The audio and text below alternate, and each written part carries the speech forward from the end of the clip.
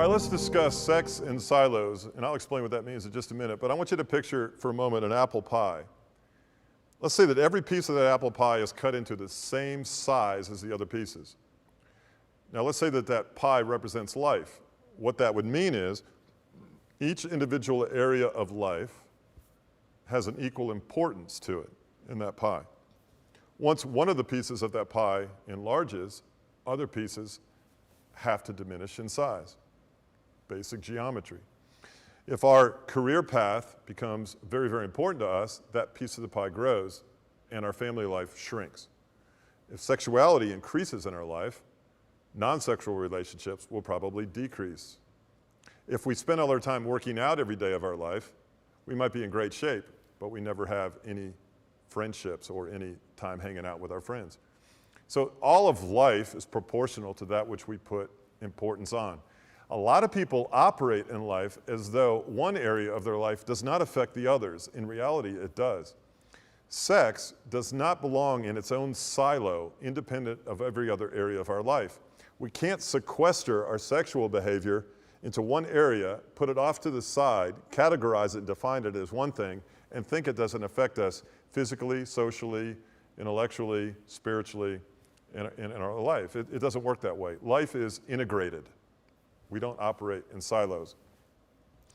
An example of this is your makeup is as such, as is mine. You have a body, you have a soul, and you have a spirit. You have a physical, tangible body. You have a soul made up of your mind, your will, and your emotions. And you have a spirit. Whether that spirit has come alive to commune with God or is still dead and you've not accepted by faith what he has for you through Christ, then you don't have a way of communing with God, biblically speaking. So the fact of the matter is we have three parts. Whether they're all fully active or not, I don't know. But that's the three parts of man. Sex affects us in our spiritual condition. Our physical behavior affects our will, our desires, our thought life, and our emotions. Our physical sexual activity affects us spiritually because it affects the way we see ourselves, and it either increases or diminishes the importance of God in life. To be sexually active outside the protective boundaries God gave us for the power of sex is to rebel against them. That affects us spiritually. Anyway, the fact of the matter is, on Lifepoints, we're going to give you ways of ascertaining how one area of your life affects another. These discussion points, where truth intersects that area of your life, is meant to inform you and inspire you to reevaluate or to think more and feel less, or feel more and think even more.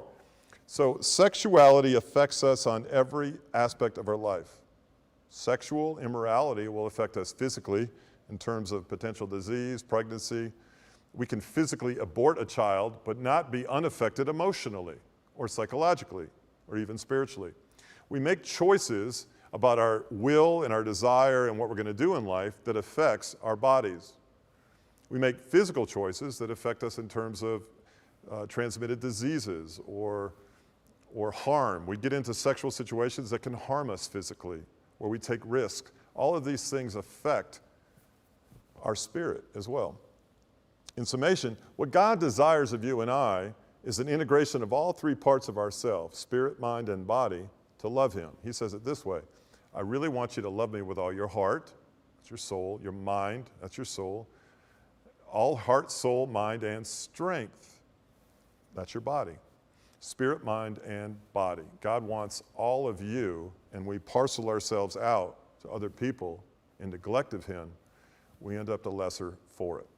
Your identity, your will, and how you feel about yourself are wrapped up in your sexuality. Your spirituality and your sexuality are integrated one into another. They don't operate independently.